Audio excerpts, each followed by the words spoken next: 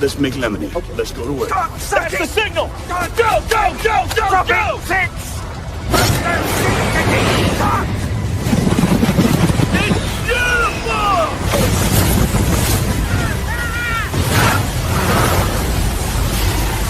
Mother Nature just pissed her pants, dude!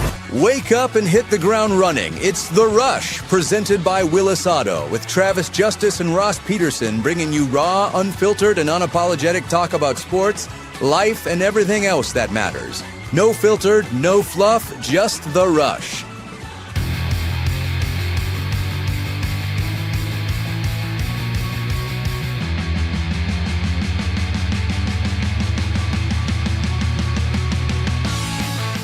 Friday, everybody. Welcome to the Rush Radio Show, powered by Willis Automotive. Good to have you along with us. If you're listening on the audio stream at therushradio.com, the Rush Radio Android app, or the TuneIn app, thank you so much for bringing us into your vehicle or your device. It's great to be with you. If you're watching on YouTube this morning, hit that subscribe button. Go ahead and give this video a like. Start leaving your comments in the comments section.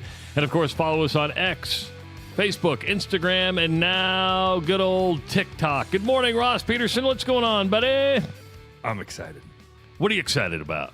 I'm going fishing today. You going fishing today? You going to the secret hole? You going to the secret hole? Nope. Headed down to an actual, official fishing spot. where you need a license and all that stuff you need a license. Go fish? You need a license even if you're in the secret spot. Sure. I'm serious, man. I would recommend always. They're cheap. It's so cheap and it's so easy. You can have the DNR app. You can do your fishing license while you're standing on the bank of the pond. So how much does a fishing license cost? I don't even know. Is it like $15, $20, something like that? Yeah, I think $30, something like that. And then you can get trout stamps and all sorts of other stuff. But if I were to come in, it would cost me a lot more because I'm an out-of-state fisherman. Correct? Not much more. But I don't know how much more. Because I've never. For Minnesota, I buy a Minnesota fishing license when I go up there every year, and it's not expensive. Canada isn't expensive. Fishing licenses are never bank breakers. So when you say you're going fishing today, and this is your pregame routine before you get ready for the big Iowa USC game tomorrow, and because we're going to sit and watch the Hawks take on the Trojans 2:30 tomorrow, right after the game. It's the Black and Gold Rush live from the Iowa Lottery Studios, right after the game. I'm going to the same lake Rob's going to. By the way, Rob, okay, I'm going to the same lake. Rob just posted it. Okay. He says going I'm to the same going fishing too on my way to 12 Mile. So nobody else go to 12 Mile because Rob and I are going to be there getting all the perch, crappie, walleye. So just everybody else stay away. Rob and I are going to take care of it. Okay, I'm a fool. I'm an idiot. Why do they call it 12 Mile? Is it a 12-mile lake? No, because there's 12 Mile and 3 Mile. They're really close to each other down by Creston. They look like almost identical lakes. Maybe Rob can tell me why. I don't know why they call them 3 Mile and 12 Mile. Now, are these lakes or are they ponds? No, these are lakes. Okay. They're kind of like mini versions of what the Lake of the Ozarks looks like. So it's like a reservoir with tons of little legs shooting off of it. I mean, obviously, Lake of the Ozarks is on steroids. That thing is, bajillion miles of coastline. So it just is. You're going to Creston, which that's a good hour drive for you, maybe a little bit longer. So when you say you're going fishing, how much time do you dedicate to the day? Do you say, hey, I know it's going to take an hour to get there. I'm going to be on said lake for 1 hour, 2 hours, 3 hours, 4 hours? Or if it's not biting after an hour and a half, you're like, I'm getting the hell out of here. Or if you're having a great day, you're like, Courtney, I'm not coming home tonight because I've got a lot of fish, and then we're going to go have a beer in Creston. Well, I've already set things up for Eli to watch Audrey until about 6 or 7. Oh, and you've got your fishing hoodie on, so yeah. And it's supposed to be like 75 degrees today, which is near record highs. So t-shirt on underneath this. Okay, yeah, 70 degrees. Now, are you shoreline fishing or are you boat fishing? Boat fishing. Yeah. Look at you! You're just all excited, as you should be. Yeah. You know why? Because you saved $80 on insurance yesterday. That's why I'm so excited. That's right. I've got money to burn. I got new insurance, and I saved $80. It was a good day yesterday because I got rid of. There's been I've been paying on a tax bill for a while. Got that wiped out the other day, and so that was nice to be like, oh man, I've got that monthly expense off the books now. And then went and chatted with my new buddy Gage Edwards, and he set me up with a bundle of insurance, and so feeling better about that because you know me and insurance. You love insurance. You think you love all the possibilities of insurance. It's such a scam, but you have to have it. And I got it yesterday and saved a lot of money. So, feeling good. Now, man. you did learn a valuable lesson, right? And that is don't go online for an insurance quote. Dude, I don't. So, I knew I had to go through this process. I've been putting it off for a while. And I did. Yeah, I fell for one of those things. It was like, if you really want to save money on insurance, click this button.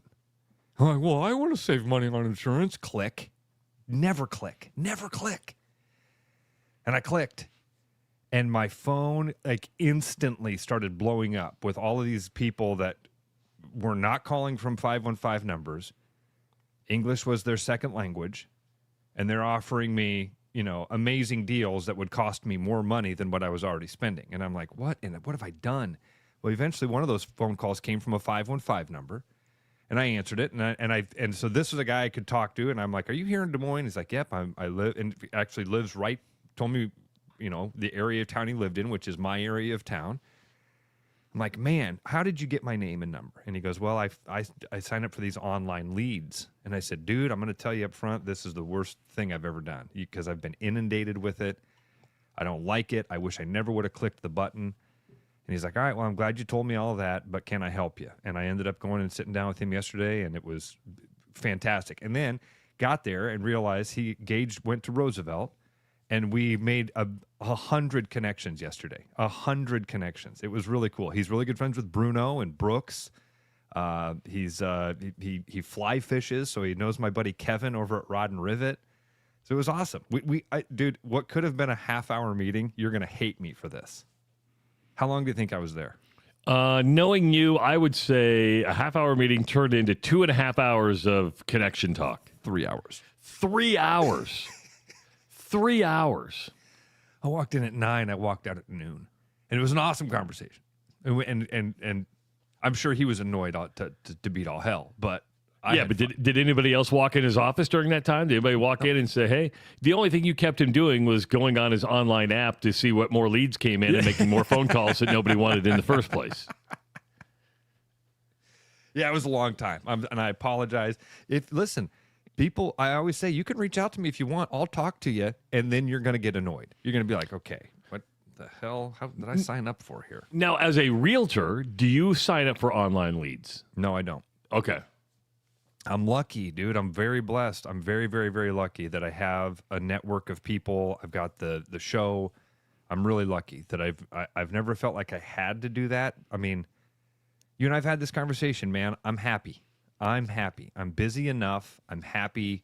I've got a really good work-life balance right now. I get to go fishing when I want to go fishing. That's right. I don't feel like I'm a slave to my phone or to the office or to my computer. I get things done. I help people out. I help the people that want me to help them, and it's fantastic. I'm working through some deals right now. Showed a place last night, so because you can like pay to be like a preferred realtor on Zillow, right? Can't you do stuff like that? A lot of realtors pay for Zillow leads. Yeah,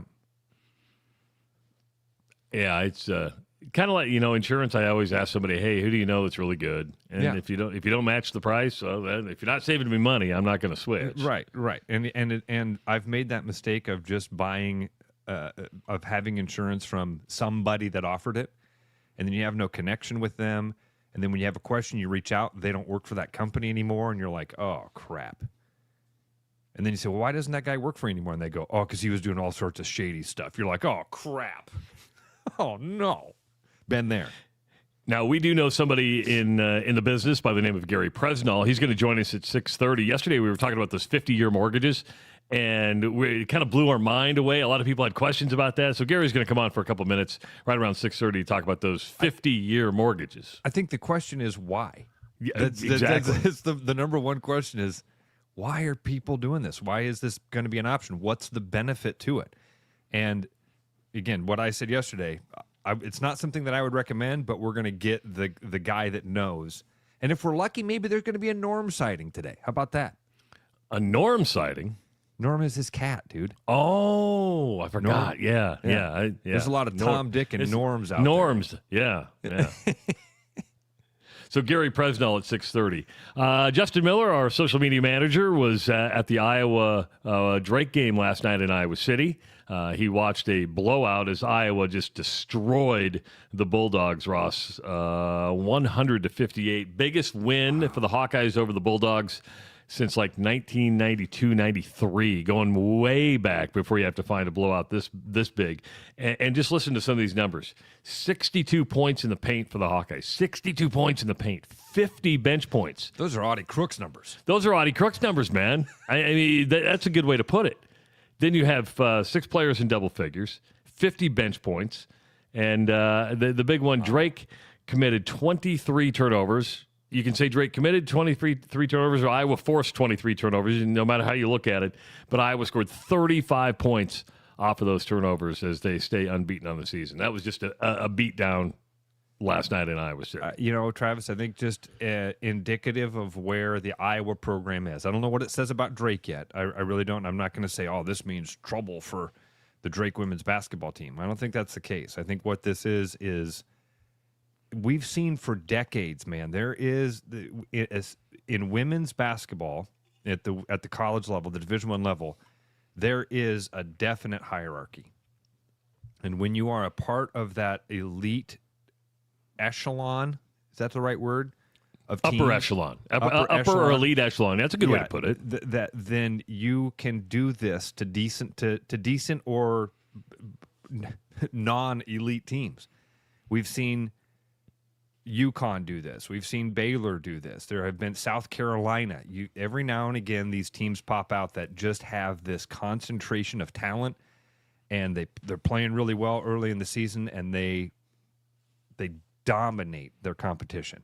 And I'm hoping that what we saw last night is indicative of how good the Hawkeyes are, Hawkeye women are, and not indicative of where the Drake program is.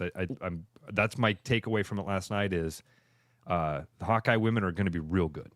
Well, and at the end of the day, this is what I want to kind of lead into, because since every single year women's college basketball gets more and more popular, we've seen it, and we can't deny it. We are acknowledging that it's getting more popular. It's getting more competitive. There's not as much parity as the men's game yet, but maybe eventually it gets there. But Iowa has Northern Iowa next. Drake has Iowa State next.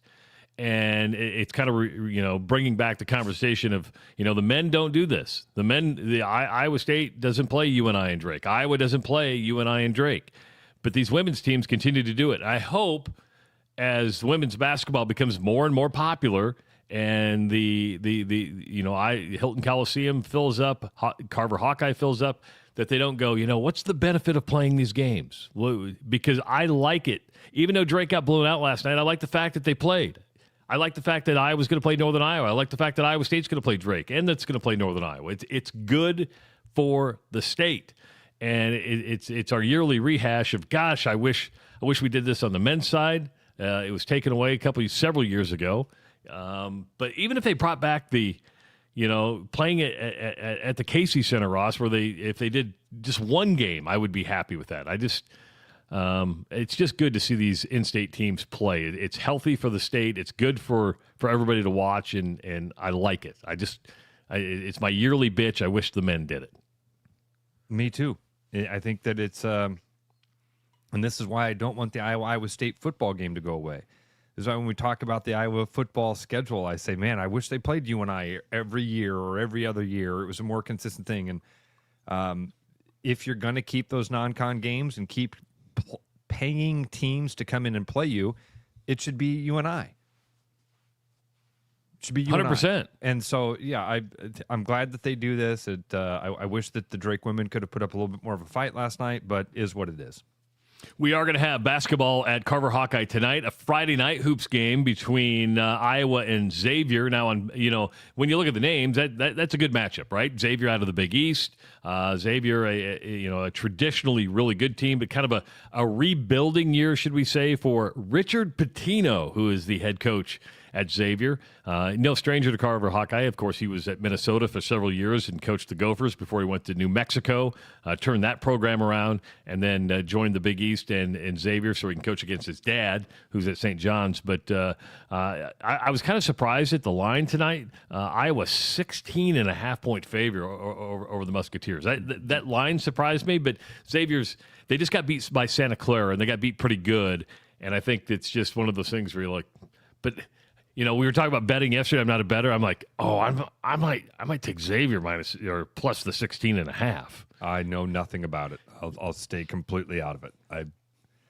Good luck to the Hawks. Hope Vegas is right.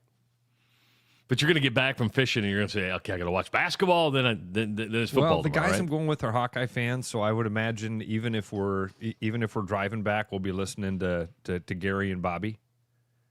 So that'd be cool. By the way, dude, I told you this, but it's super cool. I got to talk to Chuck Long yesterday.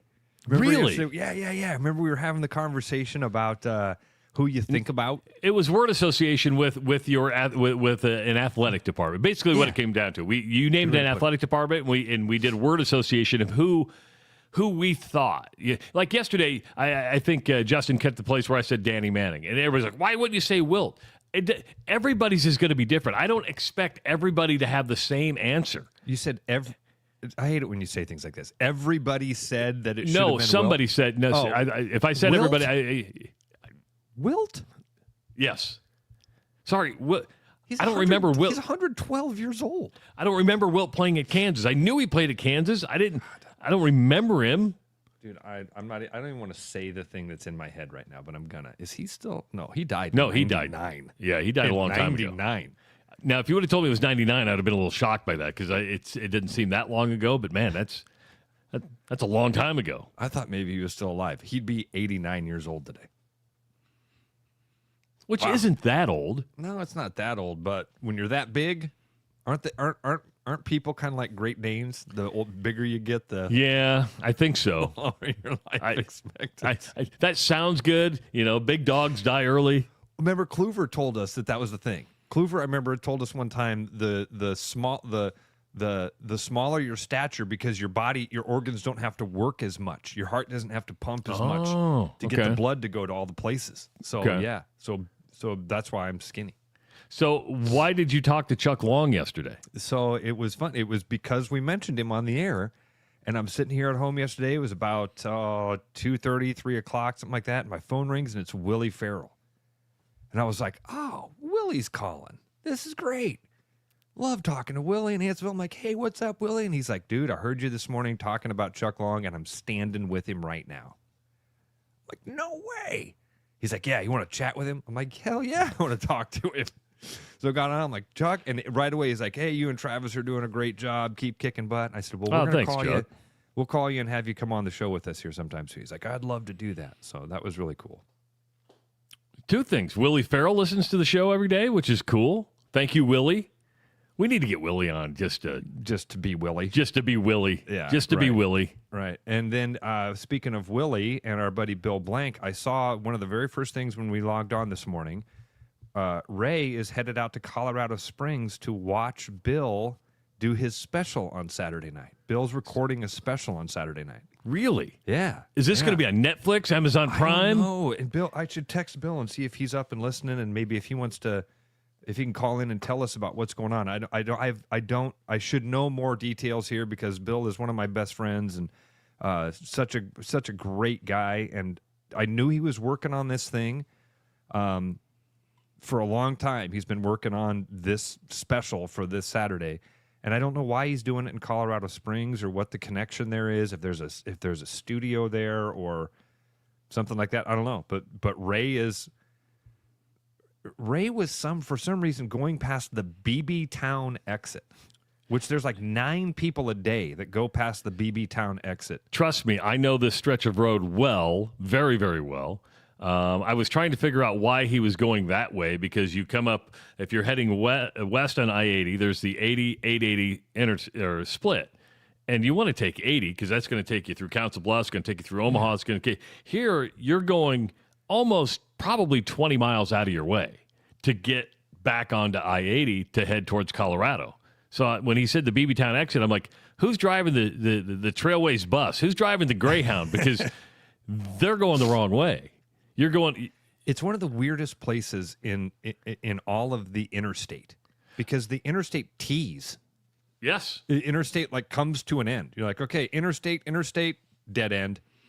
Well, then it hits I-29. So so 880 connects with I-29, and then you take that south to get on 680, which is the loop around Omaha. And I'm just like, you're going way out of your way. Okay. Now he says he was quoting Convoy. I see. It's like Ray. It's song lyrics. It's movie quotes. Is Ray on a bus or is he? Listening to Ray is a lot like, and he's going to hate this. Ray, putting you in a safe space. You're going to hate what I'm about to say about you, okay? Listening to Ray is like listening to Donald Trump. You can't take him literally, but you have to take him seriously. So when he says something like, I'm at the BB Town exit, you can't take it literally. You can't go, oh, he thinks that there's never been anybody less racist than him? Oh, that's weird to say.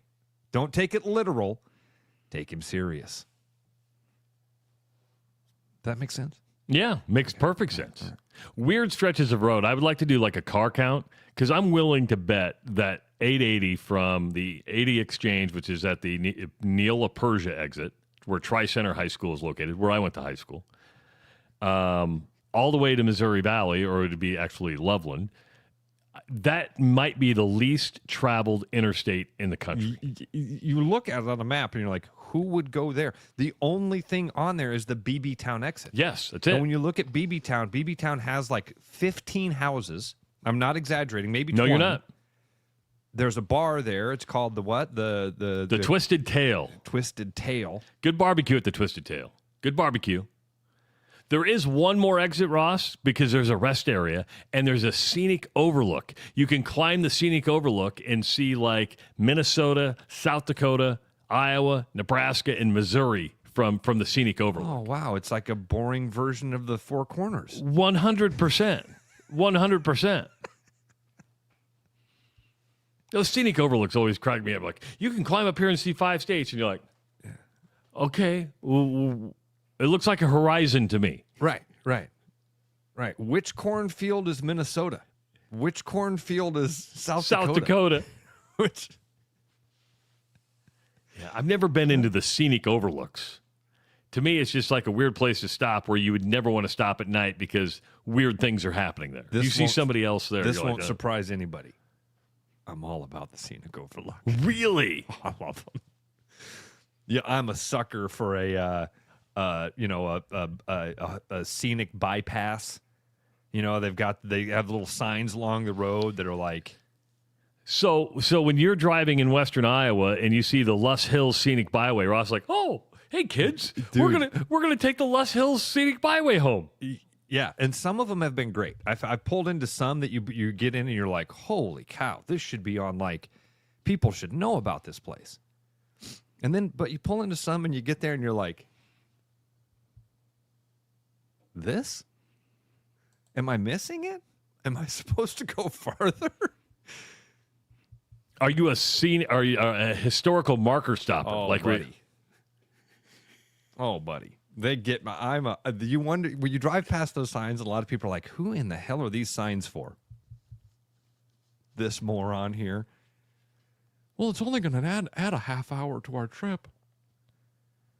Courtney and I one time were driving up to Decorah, and we found this place. It was called like Fort Peterson or something like that. And we're like, "Oh, this is cool. It's going to be an old fort. This will be neat." And we pulled off, and you pulling up on the little rampart. You can see it. There's this little fort thing. Like, oh, cool. And we pull up on it, and there's nobody there. The entire grounds we're the only ones on this 40 acres of land.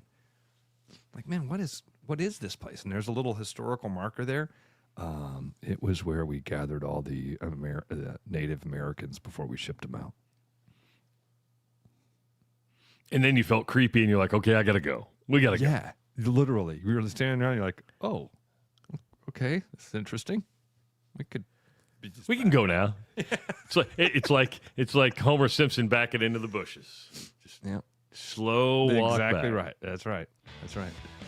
515-517-2303. That is the number to call. Coming up in less than 45 minutes, we've got the Iowa Lottery Weekly Woo-Hoo. Your chance to win a $90 prize pack from the Iowa Lottery. We had a lot of great calls last week. Let's keep them coming. Think of who you want to woo-hoo, or you can even boo-hoo. We take boo-hoos.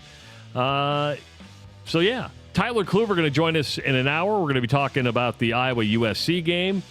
So much to get to, so much to have fun with. Happy Friday. It is the Rush Radio Show powered by Willis Automotive.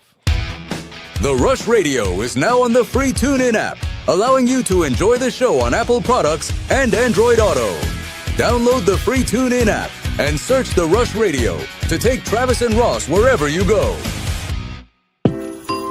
'Tis the season to share great taste. Grab a refreshing Coca-Cola and make every moment a celebration. Locally made, nationally loved, Coca-Cola is the real deal when it comes to holiday cheer. Whether you're kicking back after the game or hosting the crew, nothing hits like that crisp, fizzy taste. Make this season yours. Grab an ice-cold Coca-Cola today. With over 260 beers on tap, El Bait Shop isn't just another craft beer bar. It's the best. Beer lovers know. El Bait Shop, 200 Southwest 2nd, Des Moines. There's a new spin on casual dining near Drake University. Lucky Horse Beer and Burgers. Craveable faves, flatbreads, delicious burgers, frozen cocktails, and a crazy cool vibe. Get to Lucky Horse Beer and Burgers today. My name's Gary Prosnell, and I'm a residential home mortgage banker for Northwest Bank in Des Moines Metro Market. I've been financing people's homes for over 25 years, and I'm an expert in financing VA loans, FHA loans, IFA loans, and new construction homes. This is my cat Norm. Norm knows football, but he doesn't know mortgage. And that's where I come in. There are a lot of Tom, Dick, and Norms out there doing loans. So don't just trust anyone with your home loan. I'm your local, trusted, experienced expert. Loans. Call Gary at 515-975-6767 or find his profile at nw.bank. Member FDIC, Equal Housing Lender. After Hawkeye football games this fall, Travis and Ross are right where they belong, with you taking your calls and giving unfiltered feedback. Right after Hawkeye football games, it's the Black and Gold Rush on the rushradio.com, the TuneIn app, and on YouTube. Thankful? More like tankful of gas in your new Nissan SUV. This November, we're giving thanks for you. At Willis Nissan, we're celebrating 0% financing and special model year closeout savings, on our most popular Nissans. If you've been getting hungry for a new Pathfinder or Murano, there's never been a better time to scoop one onto your plate. So sit around our table or visit us online at willisnissan.com. Get ready for a gemtastic day at Fiscus Jewelers. Join us Saturday, November 22nd from 9 to 3 for a gem trunk show you won't want to miss. It's the perfect time to pick up your favorite gemstone and create a custom piece for the holidays. Plus, take $250 off a custom design for this day only. We'll have fun giveaways throughout the day. So if you're looking for that perfect gem, we've got you covered. It's a gemtastic show like no other. Fiscus Jewelers, your jeweler for life. The best bread is made from scratch, freshly baked with locally sourced ingredients and love. At Big Sky Bakery, we take great pride in our delicious products. We know you'll enjoy them almost as much as we enjoy baking them. Find us at the downtown Des Moines Farmers Market every Saturday. Looking for the perfect golf escape? Experience links-style golf right here in Ames at Coldwater Golf Links. With rolling fairways, large greens, and unique routing, it's golf the way it's meant to be played. Whether you're a seasoned pro or just starting out, you'll love our course's welcoming atmosphere and friendly staff. Grab your clubs, book a tee time, and make every round unforgettable. Coldwater Golf Links, where great golf leads to great memories. Visit coldwatergolf.com to book your round today. Back to the rush. Strong opinions, weak filters, and just enough sense to stay on the air. It's the Rush Radio Show, powered by Willis Automotive.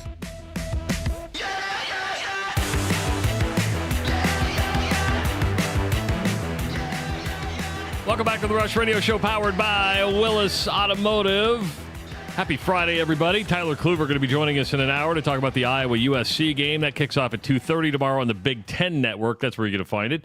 Of course, the Black and Gold Rush coming up right after the game.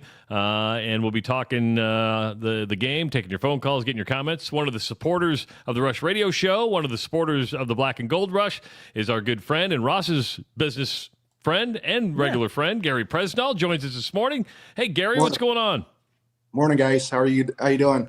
Very good. Sound good. And we don't. And I think we mention this whenever he's on with us, but also huge UNI support. Big Hawkeye fan. Big UNI supporter. Gary supports everything. Are you just an athletic supporter? I did. I grew up playing sports and played college baseball. And so sports has always ran in my family, and I just love the sports, love the Hawks, and love the Panthers. Played college baseball at UNI. Oh well, they don't have baseball anymore. Yeah, no, but they did when Gary was there. Yeah, that's right. Gary, this came up yesterday, and we wanted to pick your brain because, and I didn't know about this till Ross told me, and that is a 50-year mortgage. Now you're in the mortgage business. Yeah, 50 years. What the hell's going on? What's up with a 50-year mortgage? Oh, I think the president's just trying to stimulate some thought and trying to stimulate the market and just giving some ideas about a potential 50-year mortgage, which would certainly lower people's mortgage payments and possibly get more borrowers into the market, maybe those first-time home buyers, but financially, boy, it just doesn't make a whole lot of sense. I mean, I ran a quick scenario yesterday on a $300,000 loan, and the payment was just principal and interest, or the principal payment for a 30-year was $220 a month that goes toward principal, and if you did it on a 50-year, it was what was my math here? It was $59 a month. What? So, huge difference in what gets applied to principal and what gets supplied. Now, that's a $300,000 loan, or is that a $300,000 purchase with a 20% down? Or are you paying PMI? Yeah, that's just a $300,000 loan. So, yeah, I mean, PMI would certainly come into it if they didn't have 20% down. But, that just doesn't make a whole lot of sense. Wow. Yeah, Wow. the last thing Holy Ross cow. wants to do when he's selling a house is go, what kind of payment you looking for? I mean, because yeah, I mean, listen, and Gary knows this. There are, and it all depends on what the client and the customer and the buyer is looking for. Sometimes you have buyers that say that, Travis. They say, I want my payment to be below X. And again, what I do is I hand them off to Gary. I'm the guy that helps them find a house and helps them negotiate through that stuff, all the financial stuff. Turn to an expert who spends his entire day looking at this stuff and focusing on it, and that's Gary. And some people come in and say, I just want to know how much of a house I can buy. I got to get a 3-bedroom house because I got 2 kids, or I need to live in this area. How much of a home can I buy? And so that's, again, those are the things that Gary kind of works with. How often, Gary, does that? What percentage of people come in and say, I need to keep my payment below X? And what percentage of people come in and just say how much of it? Yeah, I'd say 25 to 30% of the people do that. Okay. I think, as a mortgage professional, we really need to look out what's best for the borrower. And even though, hey, I'm going to go ahead and I'm going to get this loan done and, I'm going to make money on it. I mean, if you're in this business for the right reasons, you're going to give the borrower the best financial advice. And that's just not getting the deal done. Let's put the borrower in the right position for not only today, but down the road. So they're financially successful years down the road, just not getting them into a house. Gary, I'm blown away by that math there, that the $59 a month on a 50-year mortgage. Like, you're not going to build equity, because I think the idea behind even owning a home against renting, obviously, is that at the end of it, you're going to get something back. You're going to have that property is going to increase in value. You will have paid down on the amount of money that you owe on it, and that's where you build your equity. And then when you sell the home, that's the money that you end up getting as proceeds from it. That's really difficult. I mean, that's really close to renting. Yeah. And really, yeah. And then the fact of the matter is that if they don't put very much money down, potentially, if they sold that house in the first 2, 3, 4, 5 years, it could be up by the time they pay all the fees. And wonderful realtor Ross Peterson, and that's why I keep my fees really low. You've seen it. You've seen it. I give away more of my money than I take. Yeah, that's when that first came up, Gary, I was like, wow. The only way is if, values keep shooting up without, paying down your equity, right? I mean, I bought my house, I don't mind saying this, I bought my house, 23 years ago, and I bought it for $214,000. Wow. My house today is worth about $555,000. According and he says, I live in a gated community.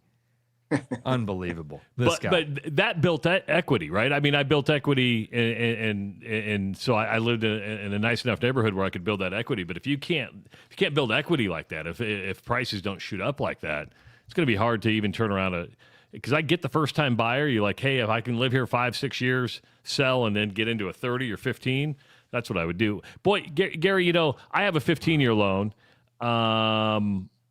That interest rate is lower than a 30-year. What would a typical interest rate be on a 50-year? Because it's going to be more than a 30-year, right? I haven't even seen projections on that, but I know when they used to have 40-year rates, those generally were about 0.5% higher. So I'm making the assumption that maybe it's in that ballpark. I don't really mind people doing 30-year fixed mortgages if they can have the discipline to maybe make extra payments to pay that thing down. And you can almost turn it into a 15-year if you're disciplined. So I don't mind the 30-year fix, because, if you get into the 15-year fix, let's say, and you get into a bind, you're locked into that 15-year payment. So I think if you're disciplined enough, you can do that 30-year and then really pay it as a 15-year. That's what I tell. Yeah. Yep. Damn. Well, good stuff. Gary, that gave us a lot of clarification. So there isn't, is this the president's idea, or is there an actual product right now on a 50-year mortgage? No, I think it's the president's idea. I think he's probably given his cabinet and the people that with HUD and whoever some direction and saying, hey, what can we do to stimulate things? The best thing that could happen is just mortgage rates to come down. That would be, if we could get rates down in the 5s, lower 5%, that I think that would bring more borrowers back into the market. But I think rates are the key. And, you know, prices of homes they're high. I mean, they really need to come down.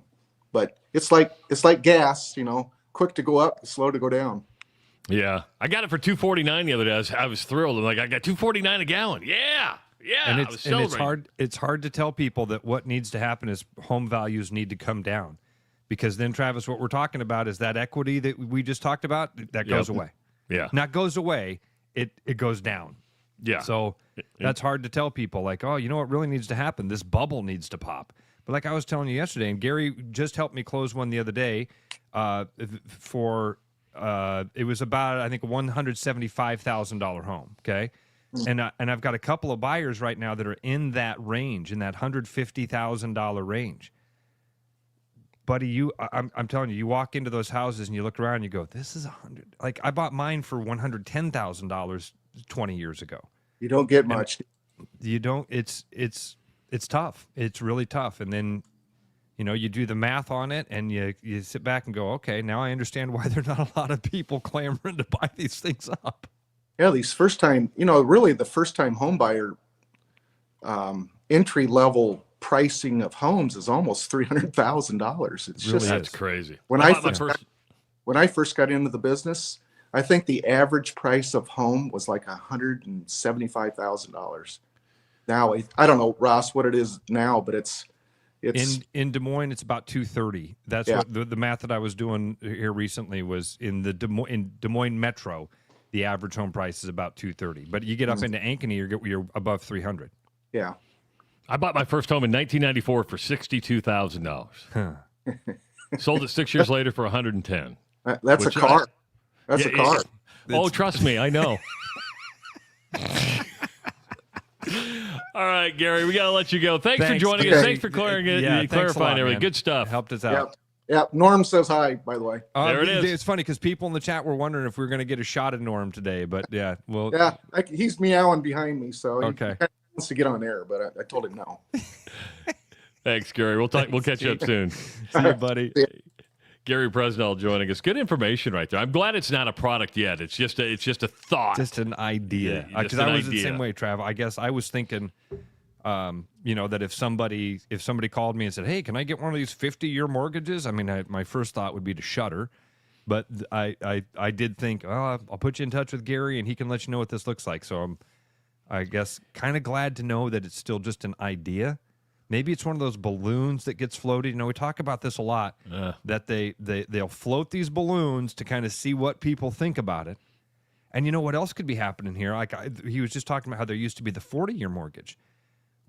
It could be, and I'm just speculating here, that you float this idea of 50-year mortgage and people curl their lip real bad, and then you go, okay, we'll do 40. Or is it this? Because Gary brought up a very good point. Let's float the 50-year, and the Fed goes, well, maybe we better lower those rates. Let's hope that's what it was. Yeah. We need to lower those rates. Yeah. Wow. Ross, the College Football Playoff Committee is it's an interesting thing right now. Mack Rhoades, who is the athletic director at Baylor, had to step away from his duties as chairman of the College Football Athletic Committee and step away from his duties as athletic director at Baylor for personal reasons. Now, Mack Rhoades got in trouble about a week and a half, 2 weeks ago, because he confronted a student athlete at Baylor, and it was basically caught, and people saw this. He was mad at the player for the color of T-shirt he was wearing underneath his uniform. Like, went up and confronted him, and they investigated him. They said appropriate action has been taken.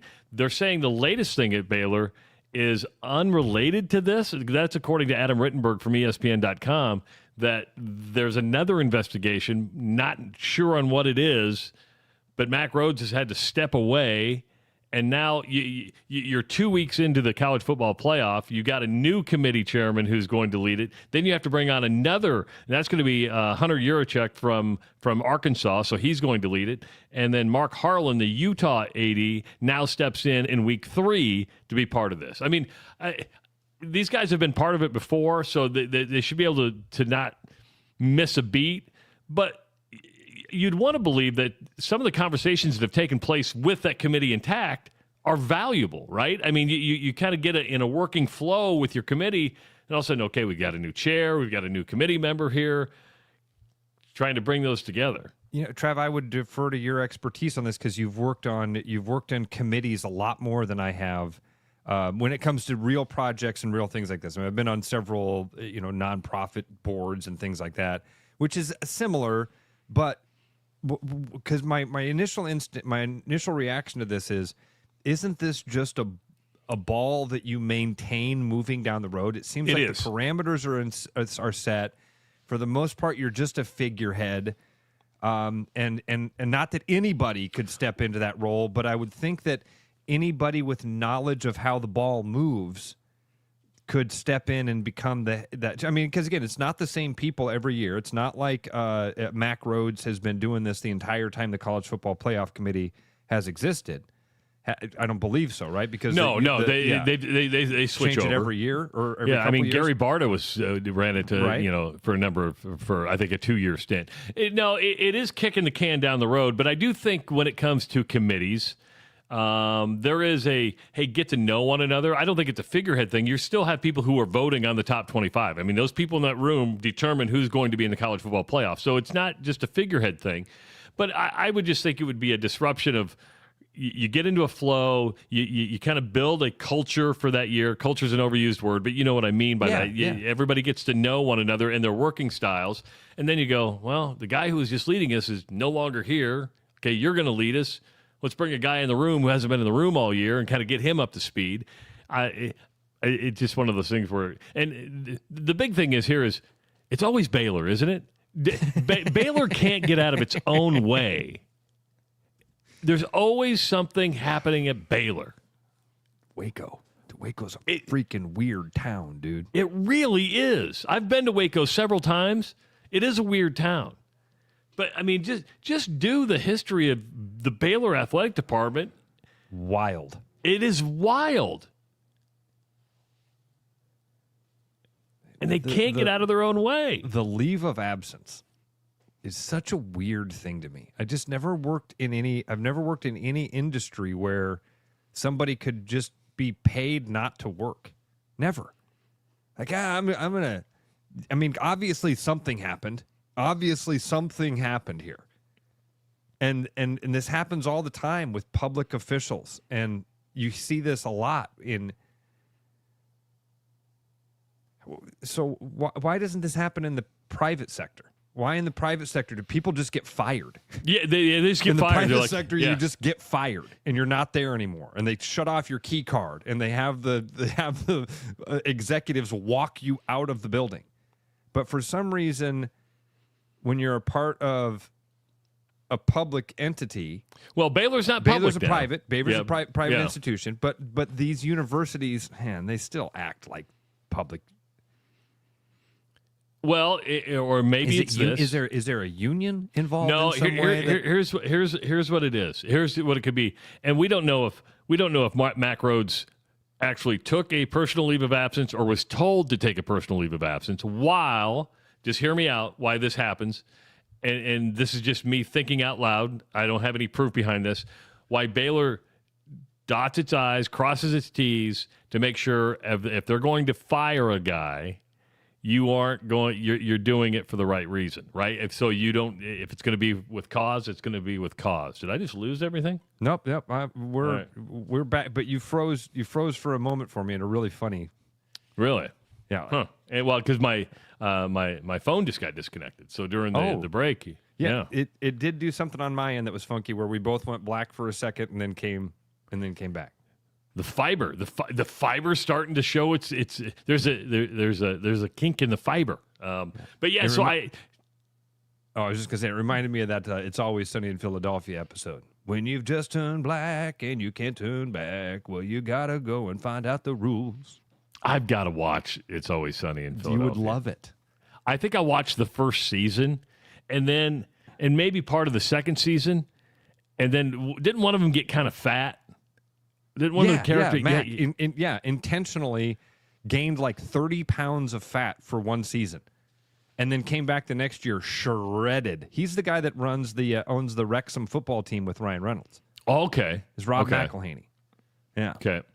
I was But thinking back- of it the other day with you when they had the mix. They went into some party and they had orange juice and all sorts of stuff. And one of the guys goes, "You mean people are drinking the mixers by themselves?"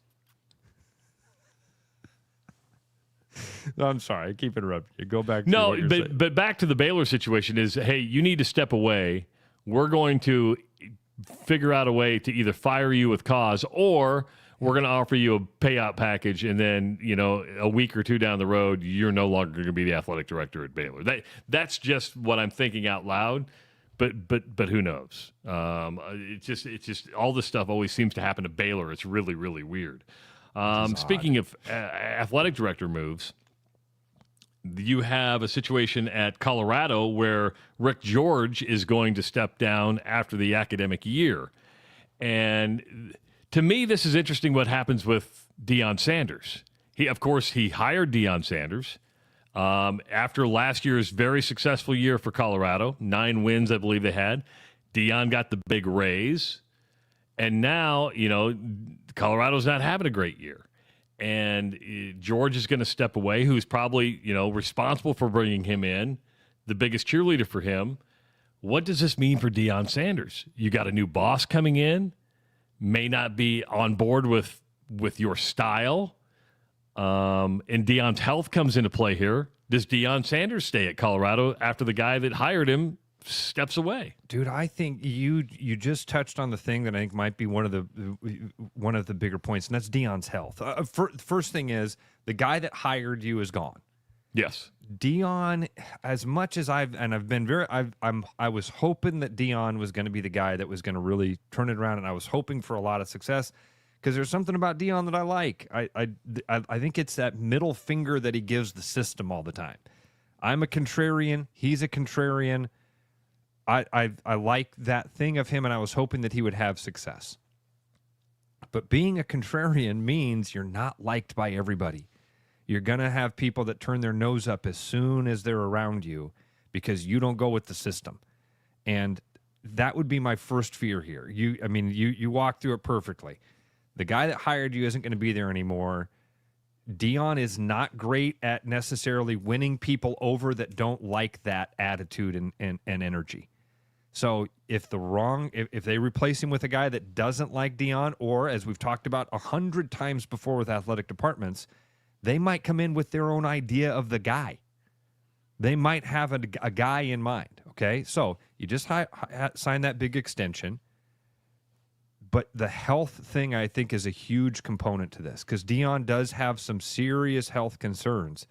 And maybe that's something that if Deion doesn't need the money, I mean, he wants it. He'd like it. Absolutely. Like we always talk about with Brian Kelly. If you're owed it, you're owed it.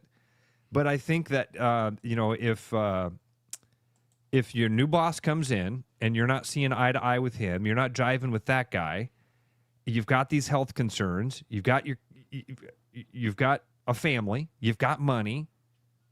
Maybe this is starting to write an equation that equals Deion not being at Colorado very much longer.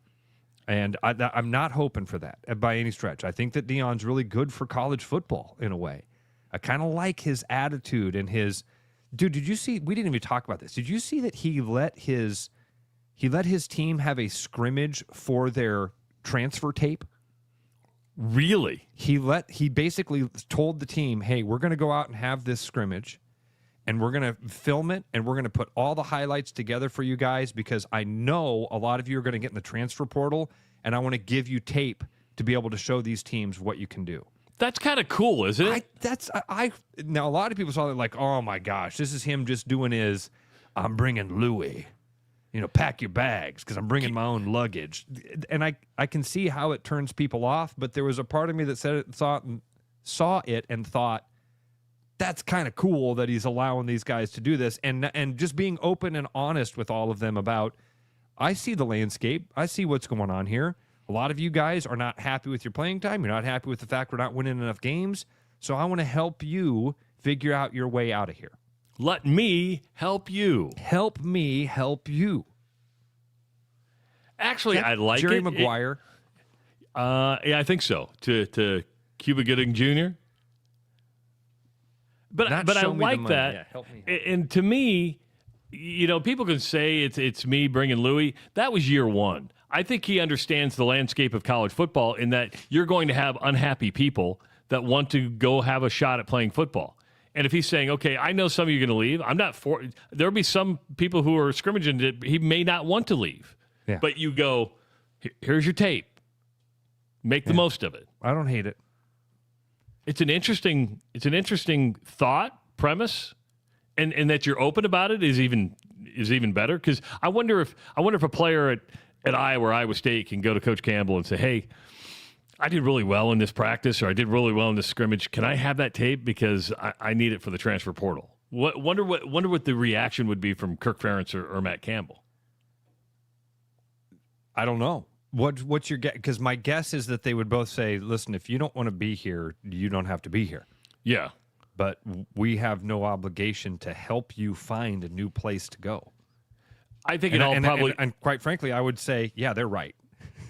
Well, here's what I think it would boil down to is that deep down as a coach, you probably know whether that person's going to play in the long run or not. Yeah. And if you like that person as a person who didn't, who did all the right things, worked hard, but still, I think you would go, sure, absolutely, you can have it. But I think it would all probably depend on what your relationship is with that player. And you nailed it, Trav. Like, I could see both Campbell and Ferentz pulling a kid aside and saying, no, man, you don't see the long picture here.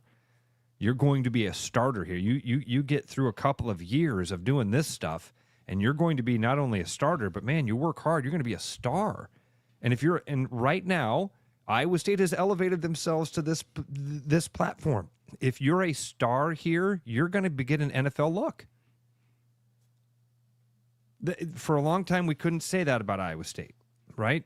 But now you can. Absolutely. The evidence is right there. Hell, look at the Texans wide receiver room filled with Cyclones. And you can say, look, you can do this. You can wear this uniform in a couple of years, and you can be the guy that's getting looks for the next level. Iowa's done it for a long time. So I think that you nailed it there, that their first response would be to look at the future of the kid within that program. What kind of potential do you have here? And sell them on that, re-recruit them, right? Yeah, I think you got to re-recruit every player every year. I mean, that's just the nature of the beast. It's just a different attitude. I think with Deion, it's like, well, I can just get in the transfer portal and grab another kid. I don't know. And again, we're speaking from that 1% of information that we have. True. Trav, is there anything to this? Because I also saw this morning that Washington State fired their athletic director. Real? I didn't see that. Yeah. And her name is Ann McCoy. Now, a little bit of a different situation because they haven't had success. And, it's not quite the Baylor thing. I don't think that there's any. I think hers is just performance-based from what I can gather. And I just, again, saw the headline, haven't had a chance to really read through the article at all. But I'm wondering, this is strange, because athletic directors normally have a long tenure. They normally, when you hire an athletic director, it's not a quick turnaround. It's not 2 or 3 years and you bounce. Occasionally, if you're at a lower level or mid-level and you do a great job, a big school is going to come and pull you out. But what's going on here? Why are so many athletic directors? Well, because now as things change and you get left out of the basically you're going into the Pac-12, you got to figure out a way to navigate the new system. You don't have to be an administrator anymore. You got to be a CEO. You got to go, how are we going to compete in this new world? You don't have ACC money. You don't have Big Ten money. You don't have SEC money, but you are still forced to compete when you go into this new Pac-12 that got a TV deal yesterday with USA Sports, which will run through 2031. But if you don't have a plan, Ross, to say, hey, this is where we're going to go and this is how we're going to get there, you got to go, we need new leadership. We need people who can raise money, who can do the most with the budget we have and have a vision. I'm not familiar with this person, so I don't know the exact situation at Washington State. But I will say this: traditionally, Washington State's been a really hard job. It's been a really hard job. She was the 15th athletic director. She was hired in June of 2024. There's been a lot of turnover there. Coaches. I shouldn't say hired. She was promoted to that level in June of 2024. Fired now in November of 2025. Travis, she's been with the Washington State Athletic Department since 2001. Wow. She was brought on as an associated director of athletics for internal operations. Whatever that is. Said she's a Wisconsin native, held various jobs at Washington State after arriving on campus in 2001 as Associated Director of Athletics for Internal Operations. Associated Director of Athletics for Internal Operations. Whatever. Whatever that means. Titles. Org charts. 515-517-2303. When we come back, we'll talk a little Major League Baseball. The MVPs were named last night. Yeah. At 7:30, Tyler Kluver's going to join us. And some guy named Otney. What's that? Who's the guy that won that? There was a Judge and Shuey Otney. Shuey Otney. I don't know how you say that name. And Tyler Kluver joins us at 7:30. It is the Rush Radio Show powered by Willis Automotive. The Rush Radio is now on the free TuneIn app, allowing you to enjoy the show on Apple products and Android Auto. Download the free TuneIn app and search the Rush Radio to take Travis and Ross wherever you go. Your house wasn't built for bats, birds, or raccoons, but try telling them that. At Bats and Bugs Pest Solutions, we've been helping Iowans take back their homes for over 20 years. We use cost-effective, eco-friendly methods to solve wildlife and pest problems the right way. Whether it's bats in your attic, birds in the vents, raccoons in your chimney, or moles in your yard, we have long-term solutions. Call Bats and Bugs Pest Solutions today at 515-218-3400, and let's make sure your home doesn't become their home. There's more Iowa in the Iowa Tap Room than you may realize. Housed in a building nearly as old as Iowa itself, the Iowa Tap Room greets you with a harvest of 120 Iowa craft beers on tap from all corners of the state. And the food doesn't get much more Iowa than this. The Iowa Tap Room, all Iowa beer, one amazing place. There's always something new at Fong's Pizza. The patio is open and ready for you, your friends, and an ever-changing menu of tiki drinks. Or try our new noodle dishes alongside your favorite slice. It's all happening this summer at the new Fong's in the East Village. Thinking about buying a home? Get pre-approved in 30 minutes with Gary Presnell at Northwest Bank in Des Moines. Gary offers first-time home buyers programs, VA, FHA, IFA, and conventional loans. Call Gary at 515-975-6767 or find his profile at nw.bank. Member FDIC Equal Housing Lender. You know, Brian, at Central City, we really do have the best selection around. I know. High-quality stuff you can't find anywhere else. Whistle Pig Plantation Rum. Yeah, and over 150 of the best scotches on earth. And a ton of bitters, mixers, and more. You know what we are? High class.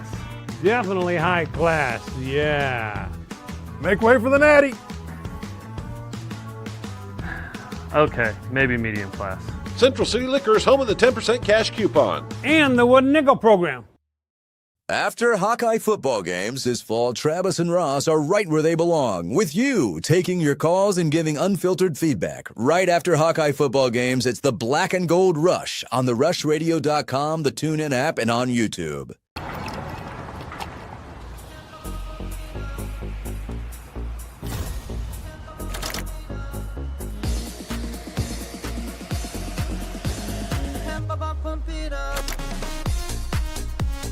A fuel choice that even rivals can agree on? Now that's worth the hype. Cheaper, cleaner, and homegrown. Pump it up with unleaded 88.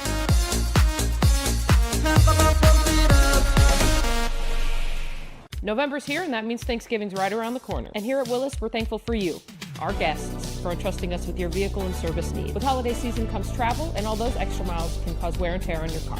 Save that for your pants after all that turkey. While we can't fix your slacks, we sure can make sure your car's in tip-top shape. So come on down to Willis for 10% off an oil change. Give us a call or schedule online at willisvolvocars.com.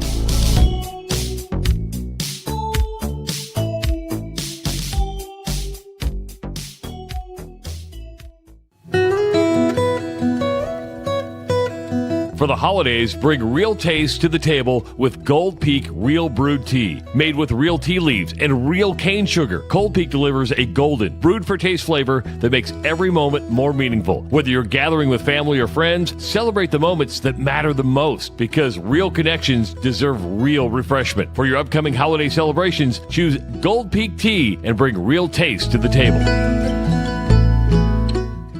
Like a rash you thought was gone. Travis and Ross aren't contagious, but they are addictive. It's the Rush Radio Show, powered by Willis Automotive.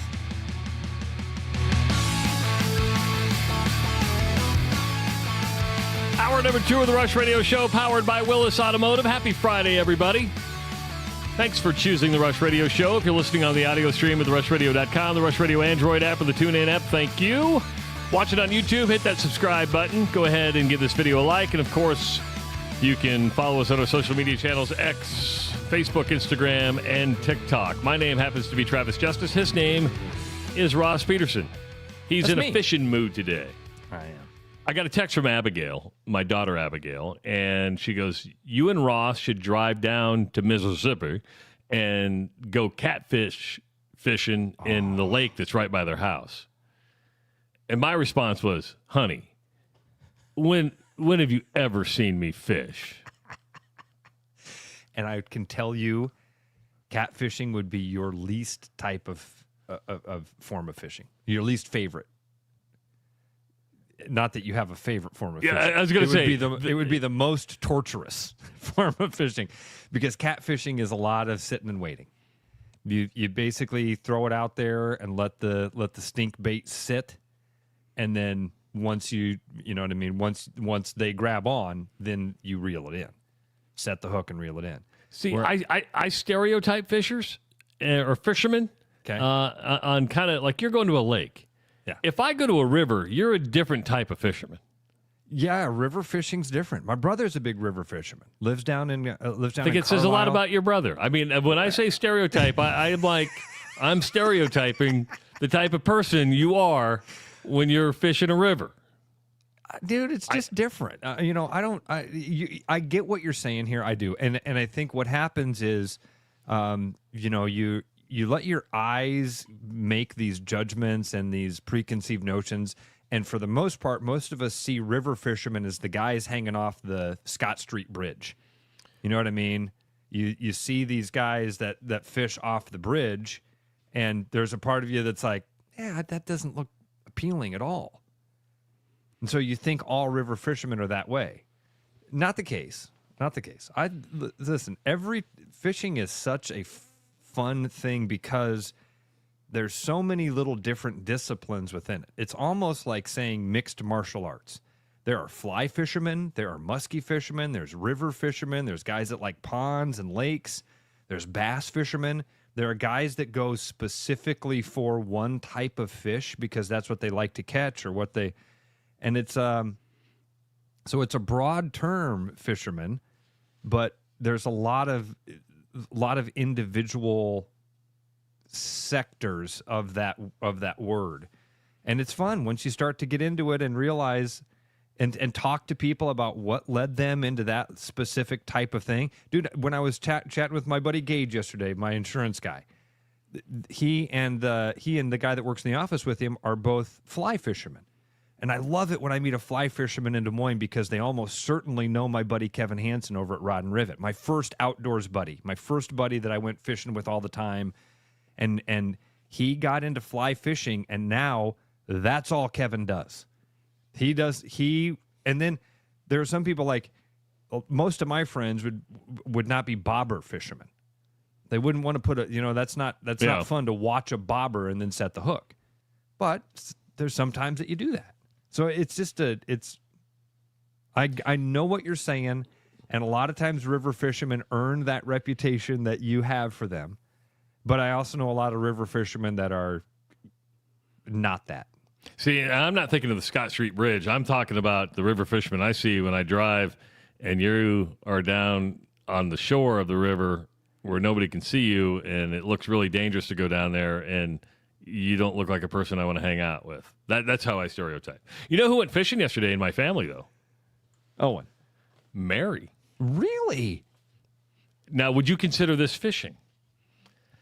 So she works for a marketing firm in New Orleans. She had to go to St. Bernard Parish yesterday. So think New Orleans, go south. Okay. That's what. So when you know, because New Orleans is south, right? You're on the Gulf. You keep going south. She went out on an oyster boat and shot videos of them bringing in oysters. Is that fishing? She said it was a blast. I bet Ross, it was. She shucked an oyster, or they shucked an oyster they pulled it one right, shucked it, and she ate it right out of the Gulf. And she says she loved it, but said it was the saltiest oyster she's ever had. I could only imagine. Yeah. But is that fishing? Like when you go shrimping or do you go oystering, is that fishing? You're going out there for a catch. I mean, I guess technically, like the deadliest catch, those guys are doing the same thing. You go out, you set a trap, then you pull the trap up, and you're catching. You're trying to catch. I guess technically that's fishing. I would sign up for that. Like when Brooks goes out and does the lobster thing, right? He goes goes to Maine and they go out and they go on a lobster boat and they catch lobsters.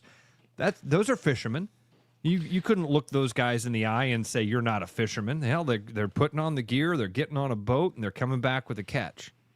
The Driftless Iowan says that's tourism. No, this wasn't for tourists. This was you can't go as a tourist to go get on this boat. These were the guys that are catching all the oysters for the restaurants and the markets. So this company, the market wanted to capture where their food came from. Yeah. So this wasn't a tourist thing. This was, hey, come to the market because this is where you're getting your seafood. Yeah, Driftless. I did a tourism thing when I was in Ireland. We got on a fishing boat with fishermen and went whale watching. That was tourism. Now, while I'm on the boat, I'm looking at their fishing gear and I see this spool of line that looked like clothesline. It looked like a clothesline.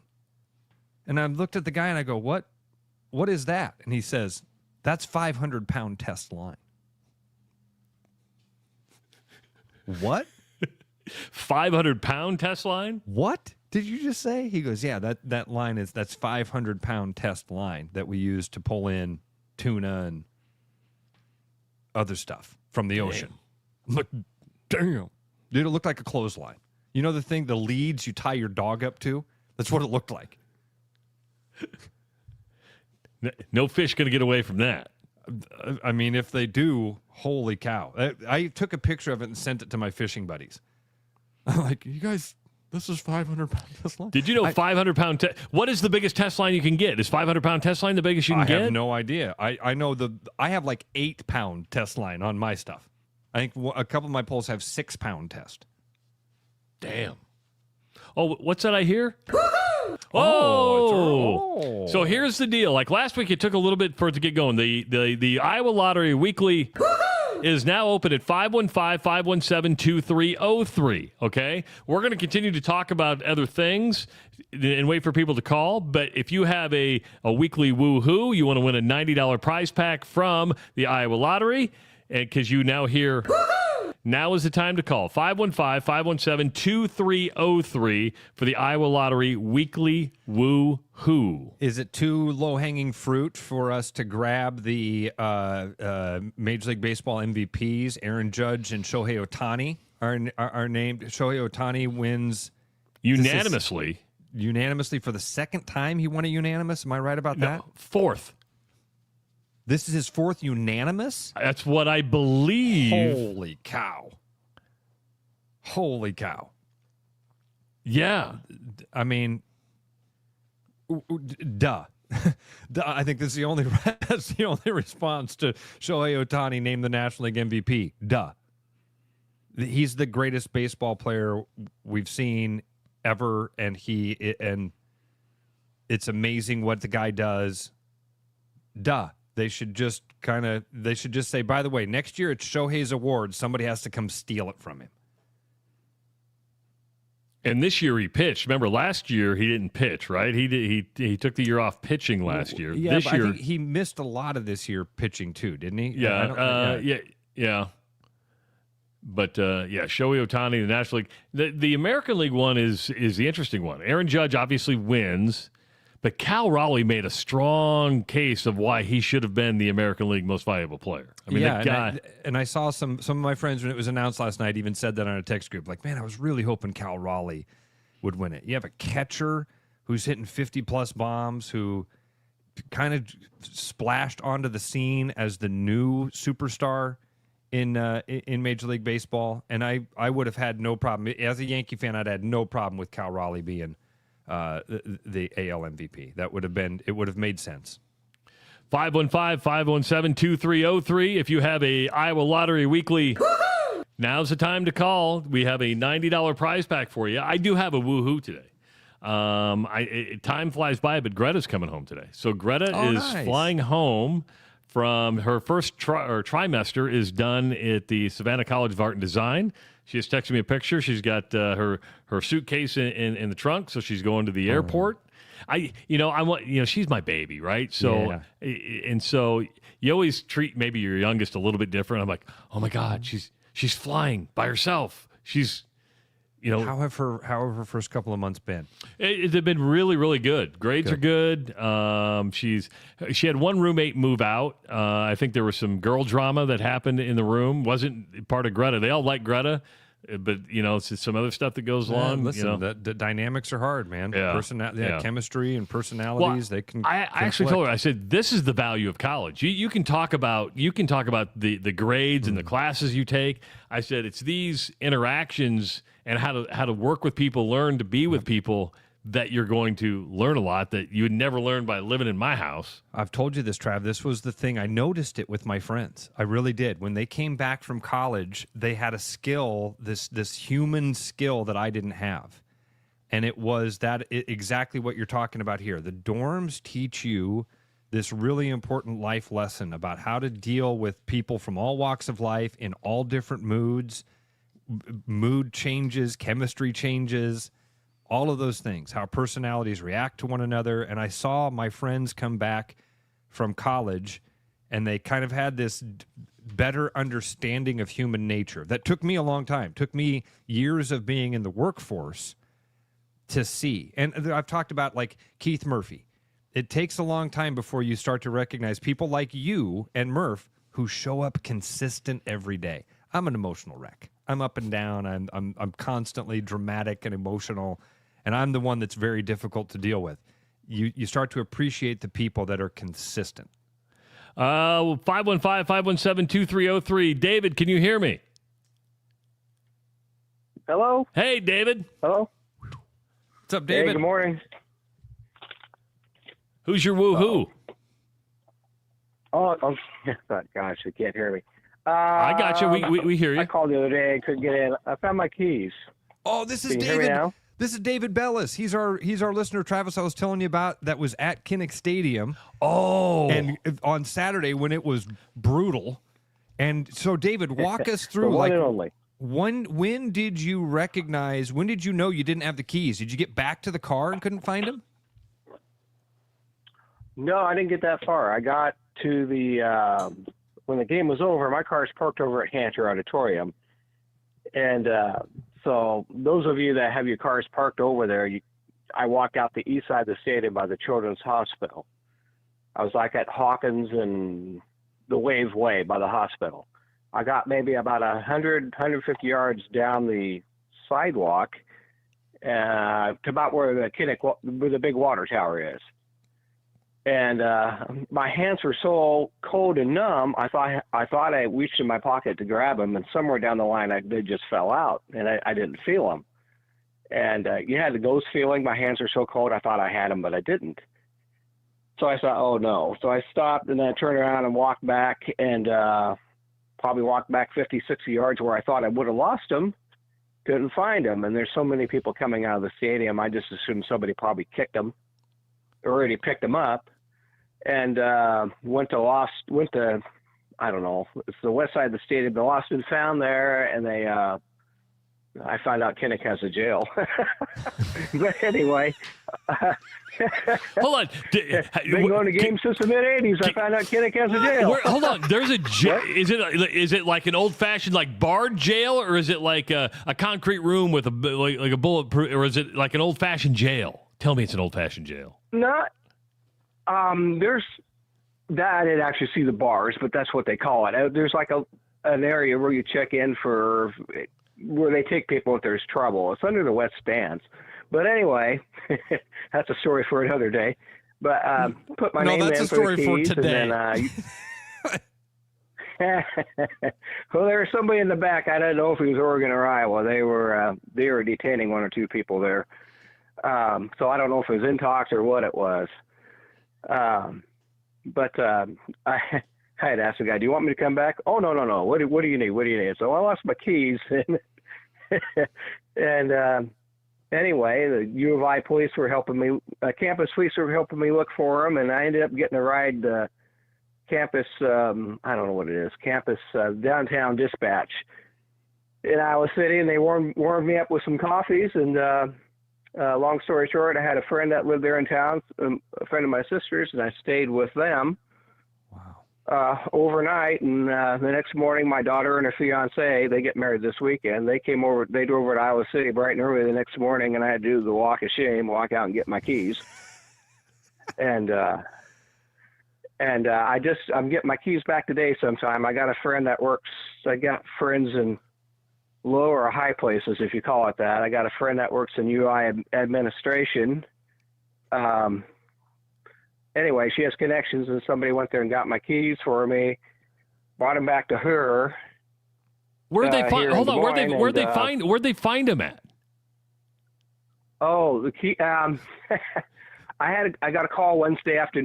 Let's see, what day is this? I got a call Tuesday afternoon from a guy at the security desk at the U of I hospital. Said some construction personnel were crossing the street at Hawkins Drive and Hawkeye Wave Way, right in front of the Children's Hospital. Right where you They thought. found them there in the crosswalk. Yeah, right where you I thought. was so pissed. But I mean, people were pushing and shoving, and I couldn't. I mean, I'm happy I got them back because I'm very happy because there's a couple other keys on there. But the most thing was a car. I had to wait back to Des Moines. Did they didn't write you a ticket where you were? Did the University Police know exactly? Hey, that's this guy's car because he lost his keys, and we're not going to write him a ticket? Or did you have a bunch of tickets in the car? Oh no, they were super. They said I was worried about the car. I said, "Don't worry about your car." I told them what it was. It's an older Toyota Highlander. So nobody won't pull that out of there. So I'm thinking Crocho is going to show up and take my car. Yeah, that's what would happen in Des Moines. That's who would do it. Boy, you ain't kidding.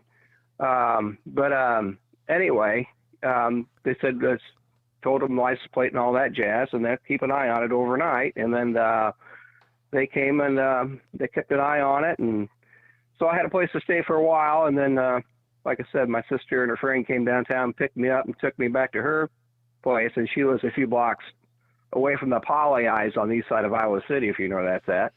Yeah. And spent the night there, and at least I had a roof over my head. And that's good. That's awesome. It's a good woo-hoo, David, that you yeah, your keys. Appreciate it, man.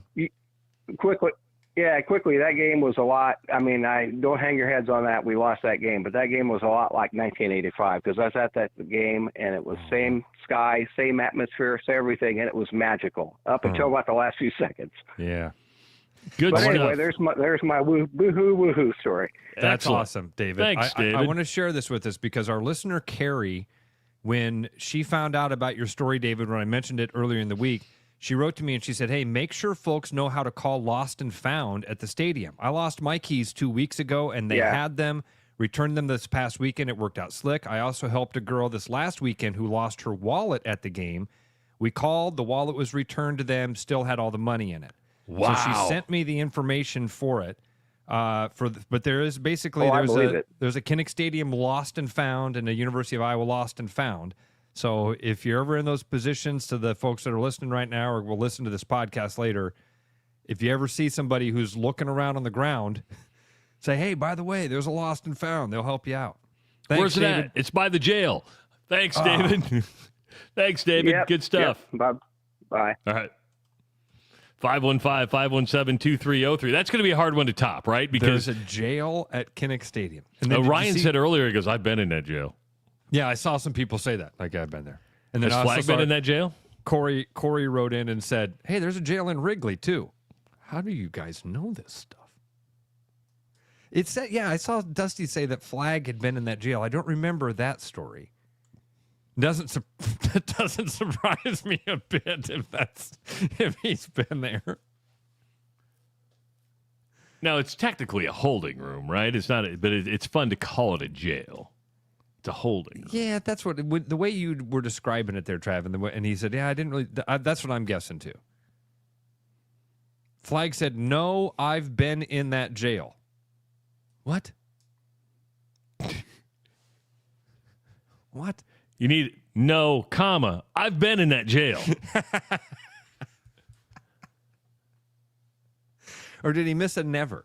No, I've never been in that jail. I don't know. You've confused this, Flagg, because 515-517-2303. Yeah. Flagger. Tell us what's going on there. Yeah, never. He says okay. Never. Okay. All right. I thought that's a story I would have known. I would have thought so. Because you've been with Flagg a lot. I mean, that would be a story that he would tell you. Yeah. Does every stadium have a holding room? Good question. Or a jail? They just don't tell you about? I'm guessing so. Every major stadium. Because I'm sure the cops are like, stop bringing them to our jails. They're overcrowded anyway. If they're just drunk, put them in a holding tank and sober them up. Yeah. Or let them calm down. Controlled room. You get in here, got the concrete floor with a drain so you can puke your guts out. Unidome does not, Tyler says. It's good to know. How do you guys know this stuff? Because they get in trouble. And they're vulnerable enough to tell us they get in trouble. I had a friend get kicked out of Wrigley one time. And when the security guards kicked him out, they came back to us and said, that's the most polite person we've ever had to kick out of Wrigley Field. Patrick has the best one. Doesn't Philly have a courtroom? Are you kidding me? I don't know. That would be funny if we got like night court down in the Philadelphia Stadium. Drunk and disorderly, $100 fine. Good way to do it. Who's the judge on duty this week? Do I get a suite? Then I have to go downstairs and do night court? Sure, I'll do it. Man, I've never seen, I mean, in my time at Kinnick, and maybe I just wasn't aware of it or looking for it, I never saw stuff where it was like, oh, that person needs to be detained. Never saw fights. I saw people get drunk, but you know what I mean? Not like, oh, this guy needs to be detained. No, this person needs help. I've seen that. Well, when Kluber comes on, we'll ask him if he knew there was a jail at Kinnick Stadium, because they get the cool parts of Kinnick Stadium. What if the players go, "Hey, there's a jail here"? Like when they tour the stadium at some point, Yeah. did they when they're running around, do they run past the jail? But if it doesn't look like a jail, Trav, you wouldn't know. Yeah. If it doesn't have the bar, it'd have to have bars and a cop for me to know that it was a jail. Otherwise, it's just a room. Yeah. Just a holding cell. (515-517-2303). Man, last week we had like 10 calls. I know. Dave, you win. That's cool. But we do have another. We are going to tell you about a new promote. Before we bring Tyler on, we got a promotion that's coming up that we want you to be a part of, and you're going to want to participate in this. So details of that coming up next on the Rush Radio Show, powered by Willis Automotive. For the holidays, bring real taste to the table with Gold Peak Real Brewed Tea. Made with real tea leaves and real cane sugar, Gold Peak delivers a golden, brewed for taste flavor that makes every moment more meaningful. Whether you're gathering with family or friends, celebrate the moments that matter the most, because real connections deserve real refreshment. For your upcoming holiday celebrations, choose Gold Peak Tea and bring real taste to the table. Your house wasn't built for bats, birds, or raccoons, but try telling them that. At Bats and Bugs Pest Solutions, we've been helping Iowans take back their homes for over 20 years. We use cost-effective, eco-friendly methods to solve wildlife and pest problems the right way. Whether it's bats in your attic, birds in the vents, raccoons in your chimney, or moles in your yard, we have long-term solutions.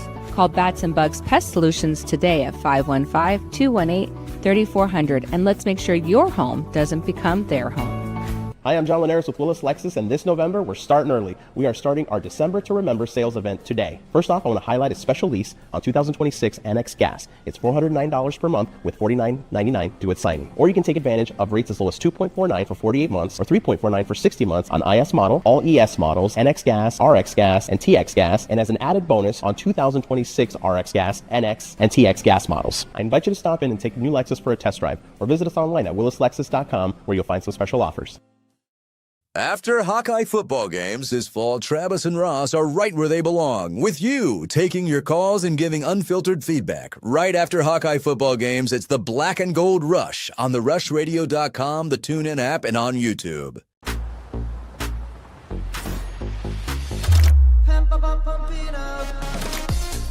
A fuel choice that even rivals can agree on? Now that's worth the hype. Pump it up with Unleaded 88. Hey, it's Noel from Fiscus Jewelers. This holiday season, give the gift of sparkle that lasts a lifetime. From our latest designs to timeless favorites, there's something for everyone on your list. Already have a Fiscus diamond? Bring it in and trade up with our 100% trade-up program. It's the perfect way to shine a little brighter this year. And if you're dreaming up something custom, get your design started by December 1st for Christmas delivery. Let's make this season magical together. Fiscus Jewelers, your jeweler for life.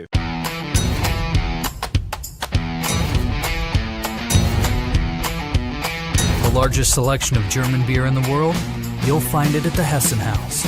From Doppelbocks to Oktoberfest to Hefeweizens and Dunkels, there's no passport needed for the deliciously different beer and food at the Hessen House. So grab your friends and make it a fun night out. The Hessen House, 4th and Court, Des Moines. You know, Brian, at Central City, we really do have the best selection around. I know, high quality stuff you can't find anywhere else. Whistle Pig Plantation Rum. Yeah, and over 150 of the best scotches on earth. And a ton of bitters, mixers, and more. You know what we are? High class. Definitely high class, yeah. Make way for the natty. Okay, maybe medium class. Central City Liquor is home of the 10% cash coupon. And the Wooden Nickel program. Hi, I'm Sean, Service Manager here at Mini of Des Moines. The holiday season is just around the corner, and now's a great time for you to make sure your Mini is ready for any holiday plans you have. Visit us now to take advantage of our $100 mail-in rebate on the purchase of 4 select tires. Visit us online or give us a call to schedule your appointment. Back like a rash you thought was gone. Travis and Ross aren't contagious, but they are addictive. It's the Rush Radio Show, powered by Willis Automotive. Welcome back to the Rush Radio Show, powered by Willis Automotive. We want you to rock her world. Oh, yeah. Fiscus Jewelers stepping up big time with a great giveaway, a 7-carat oval, AA quality blue topaz, 10 by 14 millimeter. It's a $400 value. It could be yours for absolutely free, Ross. It's a wonderful, wonderful stone. A wonderful way to make amends. A wonderful way to wrap up the year. Man, what an awesome Christmas this is going to be for one of our listeners to get a beautiful gemstone, dude. This thing is absolutely gorgeous. Big thanks to Noel and the team over at Fiscus Jewelers for doing this for us. This isn't some statewide, nationwide contest. This is just for our Rush listeners to be able to win.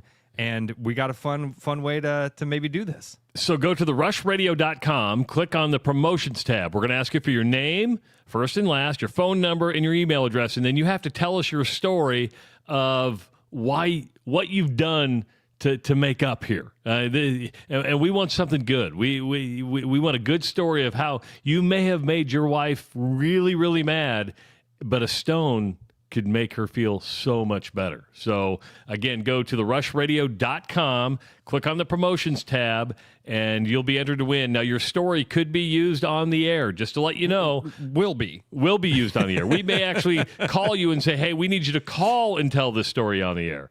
And don't forget that the Gem Trunk Show is coming up on November 22nd. That's next Saturday from 9 to 3. Pick your favorite gemstone, design a custom holiday piece, $250 off custom design that day only, plus fun giveaways throughout the day. Perfect time to create a one-of-a-kind piece of jewelry. It's Fiscus Jewelers, your jeweler for life. Tyler asked, is there a statute of limitations? No, because we all know women don't forget. So that's right. It can be. Tyler, have you ever pissed your wife off? That. Look at you, clean shaven today. Oh, you got a clean face. It's like you're 12. You do. You really look 12 years old today. That's a good thing. That's a compliment, by the way. I mean, it's not. I don't mean that as a knock. You got a baby face. I lost a bet. Lucky man. Oh, you lost a bet? What was the bet? So I was. There's some qualifications. I still have to figure out the details here. I came through on my end, but on our podcast, I said a couple weeks ago, I was like, I think Penn State gets Ohio State or Indiana, and I was right there. And Kevin would have had to shave his face. Both of us rock a full, pretty good, decently high testosterone beard most of the time. And I haven't been clean shaven since college. So wow. I do have a baby face. I always thought I did. The last couple of years, the guys have been like, yeah, you look older. I'm like, I don't know, man. I think if I shaved my face, I'd go right back to looking like I'm in college. And I think I could pass. I think I could. Yeah. You're going to the bookstore to get your books. Yeah, you'd get ID'd if you tried to buy a beer today. Yeah, which I wouldn't because I don't drink. And not for just being sober reasons, just because I don't like drinking, and I think I have a natural genetic thing that just makes me not feel good regardless of the amount. But when you brought us in on that after that break, Travis, my brain went a totally different way when you started to do the rock her world situation. And I had 3 different promos in my head. 2 of them I don't even think I could say. The other one immediately that came to mind was man, if they could get a plastic surgery sponsor on this show, we want you to rock her world. Johnson & Johnson plastic surgeons are doing 1 to 2 inch surgeries. This Christmas, you can extend your love. This is not for penile implants, okay? Oh, okay. This is for right. That's where my mind went. Yeah. Family show. I remember for a long time the old radio this station. Is not a family show. We'd go to commercial break and it was like, gamble your money, pump your penis. Gamble your money, pump your penis. Hey, what are we doing here? That brings a whole new beat 'em. Pump it up. You could pump it in a different way. That's what we need. Pump it up from the. Did you know there was a jail at Kinnick Stadium? No.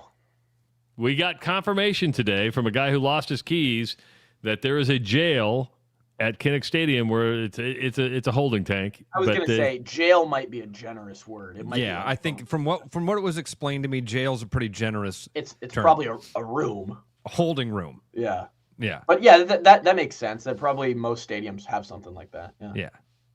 And I'm sure plenty of people know all about it. We just didn't know if during your time as being a player, if they ever toured the stadium with you and showed you all that, showed you all the nitty gritty. No, I've been in the innards of Kinnick and underneath and stuff, but I haven't seen that. I haven't seen that room. I've never seen any jail. Good well, for that's you. Good. Yeah, Either have good I. for you, Ross. 515-517-2303. Call in. So we got USC this weekend. It's the dreaded West Coast trip. We all say when Iowa goes west, good things don't happen. You're talking about an athletic team, a team that puts up lots of yards, has 1 Big Ten loss, has 2 losses overall. Do you think USC is better than Oregon? Let me ask you that. Oh. No. Okay. No, not even close, actually. I think Oregon's a really good football team. And I think as we sort of put that last weekend to bed, I think the one thing We have 3 losses this year, and I think 2 of those you can really look at and say it doesn't hurt. Like, they're good teams. Those are two elite teams, right? The Iowa State loss. The Iowa State loss. Go with that with the 2 losses because all 3 of those losses are a play away from being wins. Yeah, no, you could play that game, but when you look at it at the end of the season, you're not going to look back and go, man, that team just shouldn't have beat us. You're looking at Indiana and Oregon, you're like, dang, those are good football teams. Yeah, that's fair. Iowa State, that loss is tough. It's just such a weird. Both teams are in such a different spot, and it's funny. It usually happens that way with Iowa and Iowa State. They're like, where they start and where they finish is so drastically different. But yeah, USC is offensively very similar. You said athletic. That might be an understatement. These teams just have guys. Like built different, and then like you go to the next position, built different, next position, built different. Like they're one after another. Now defensively, not impressive. They have a couple good guys.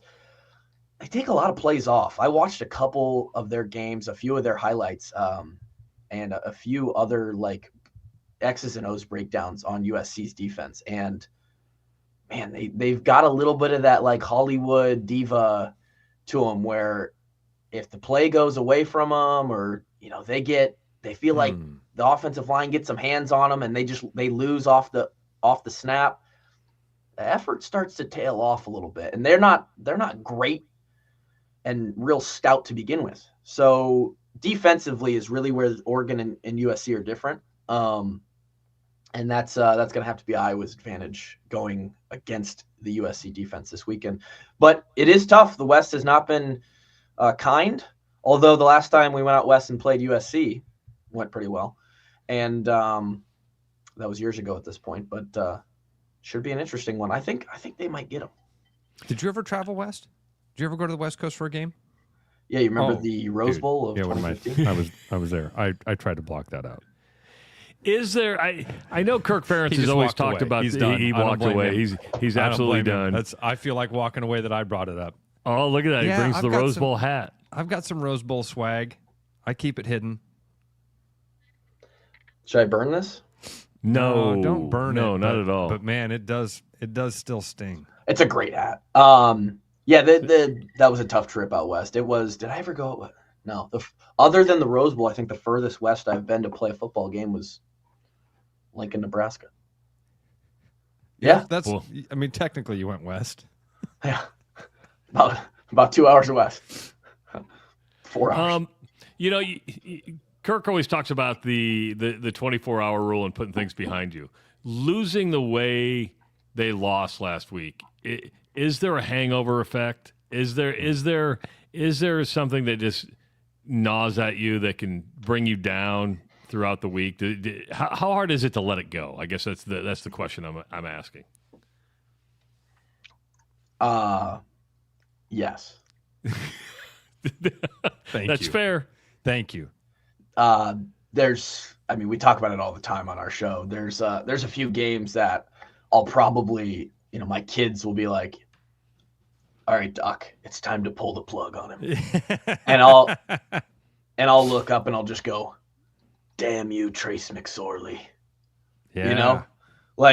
Yeah. It hurts. Like, those games stay with you forever if you're a competitor and an athlete and someone who really values that time in your life, and it like you buy in fully as a Division I football player and athlete.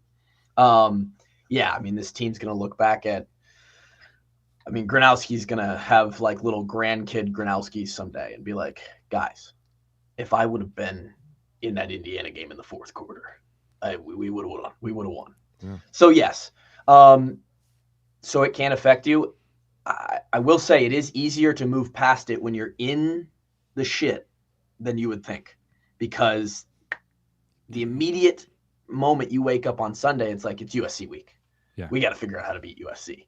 And so, and they also have these like infrastructures on the inside, schedule wise, routine wise, just mentally, like how and when you approach film and start the week for the next team, to sort of just flip that script and get you onto the next thing. So yeah, it'll be there in the back for eternity.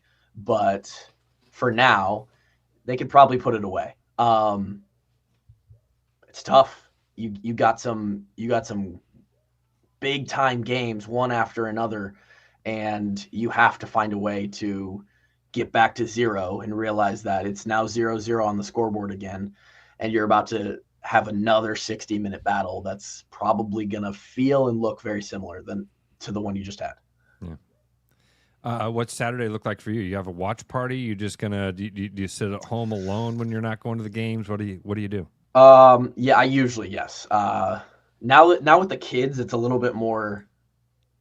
It's easier to like not just be like edge of your seat, just like locked in on everything. This Friday or this Saturday, we'll actually. My wife's birthday is next week, so I'll probably watch like the last quarter of the game, last half of the game on my phone at the restaurant. And I actually scheduled.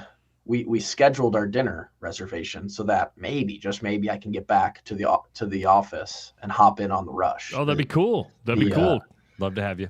The Black and Gold Rush. So, what do you think we're talking about tomorrow at this time, or maybe a little bit before now, 23 or not at this time. Geez, tomorrow at about 36 hours. 36 hours. Yeah. Math. It's hard. I'm a public school kid. It's really difficult. It's that Des Moines East education. You got it right. Yeah. Public schools, charter schools. I've been listening to all of Ross's stuff. You have been. You are really dialed in. That's impressive. Yeah. I ain't got shit. I don't do shit. I'm just habitually online. I'm following everybody. Maybe that's why you should submit for the gemstone to say, I'm trying to rock her world because I don't do shit during the day. I would There's a lot of guilt, like back end guilt. My wife is a saint. She's a special ed teacher in the Des Moines public school system, and I sit at home and I talk on a microphone and work out twice a day, and I'm just like, Jesus Christ, And you send your kids to daycare. She's like, we could save a lot of money if you just watch the kids during the day instead of working out. I've considered it. I do. For those listening, I do work enough to like justify daycare. Yes, stuff. Absolutely, you do. But yeah. So I was thinking on the intro, I was like, what could I maybe win that? Could I win that rock? Have I done anything that warrants like? And I was like, probably not. There's probably some people out there. Guys, this is super easy. You want to know what you've done to upset your wife? Ask her. Ask her. It's that easy. I promise. Every one of you. Just say, hey, I have a chance to win this amazing gemstone for you for Christmas, but I have to admit something that I've done that pissed you off. And then buckle up. Yeah. And then she's like, all right, I have a list. Yeah. Yeah. Yeah, it's funny. No, I think I hope we're talking about something crazy, like Mayava throws like 5 picks in the rain or something. That would be great. Wild that it's just supposed to be like a Midwest rainstorm in LA.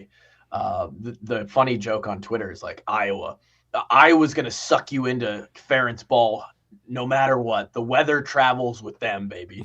Like, it's kind of true. And yeah, I hope we can force a little more poor decisions through maybe a little bit more pressure. I think their offensive line is not nearly as stout either. It's very good at what they do. They run the ball, they pass well, but they're more of a athletic sort of sleek build than you look at those Oregon guys. I think they might win the Joe Moore Award this year. And I mean, I saw them in person. I used to play against these guys, but I saw them in person, and they're like a bunch of 6'6", 6'3" to 6'6", 330 to 350 pound, like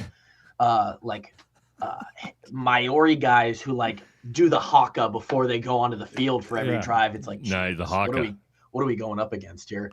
USC is not quite built like that. So hopefully we can get some pressure. That was a problem last week, and force some turnovers. It's going to be hard to stop their offense, though. This is another one similar to Indiana and Oregon where you're like, we're trying to slow them down, not stop them. We're trying to slow them down. Yeah, but you can't give up 261 yards rushing like you did last week. I mean, I actually have a different opinion on that. You can if you only give up 100 yards passing like we did.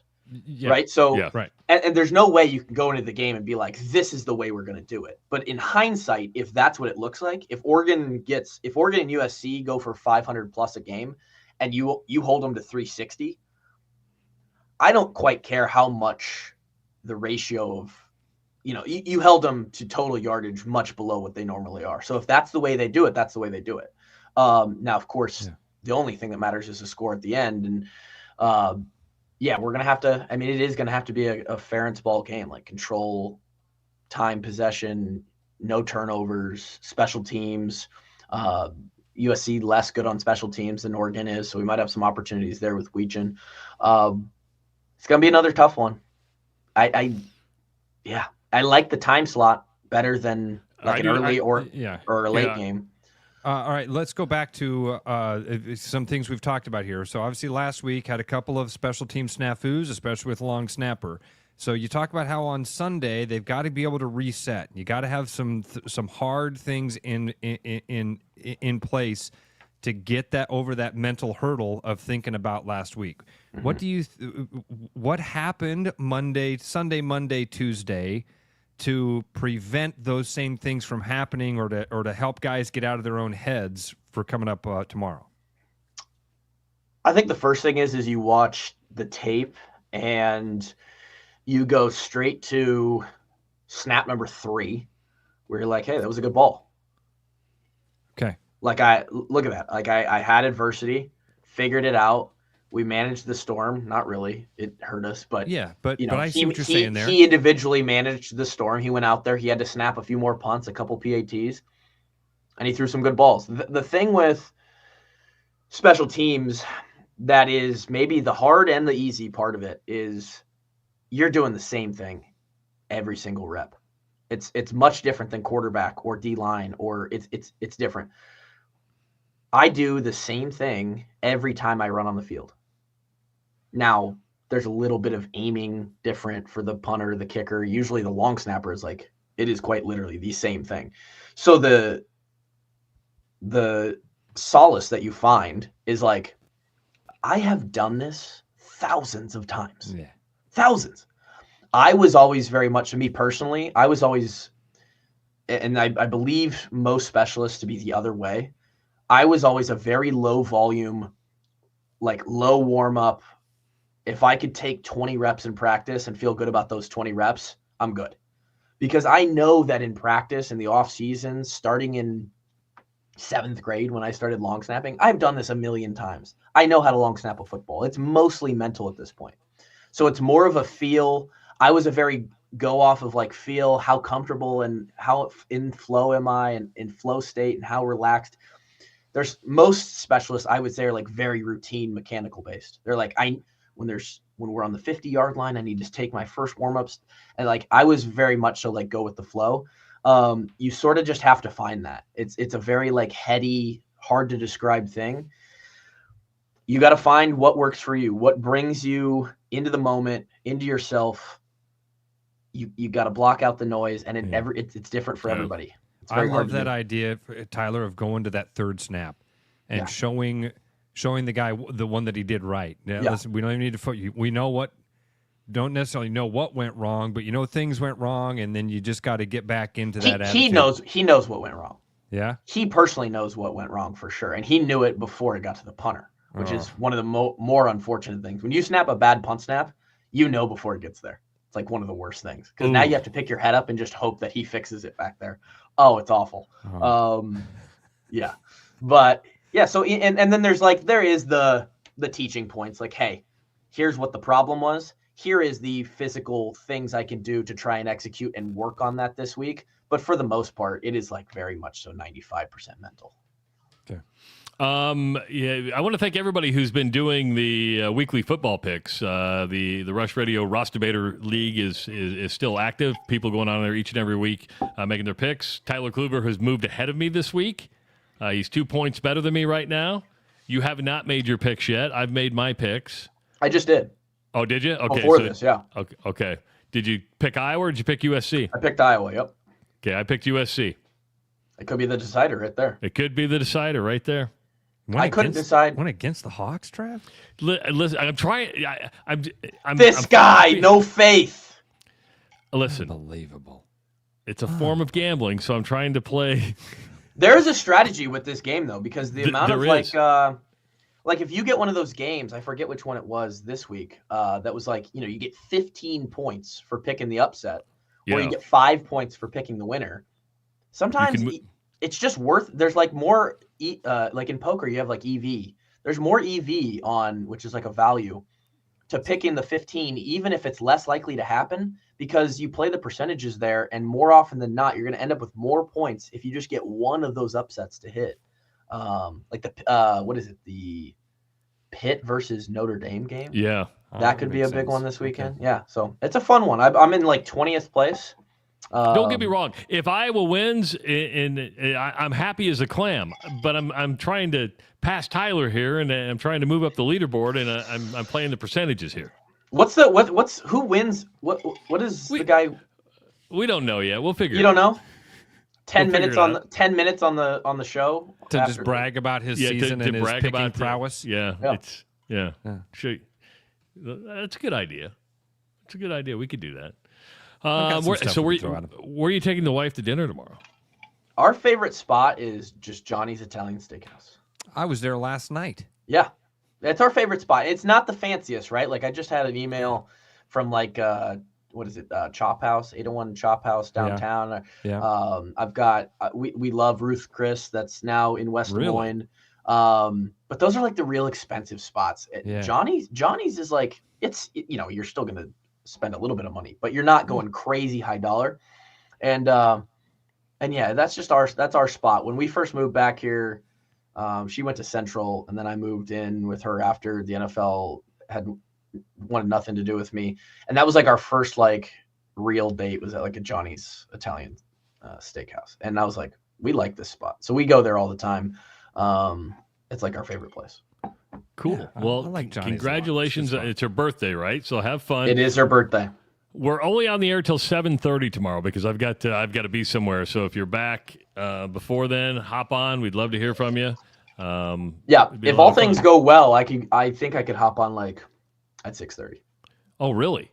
Man, what are you, 60? You're going to like the senior citizen discount? He said he was going to be watching the second half on his phone. We eat dinner at 5 every night.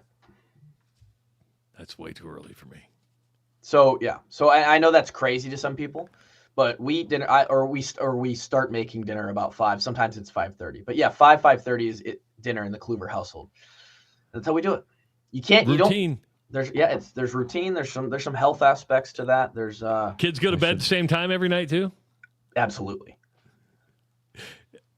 5 o'clock. Me and my wife would have drove you nuts. Our kids were just night owls. So they said, whenever you go to sleep. We don't care.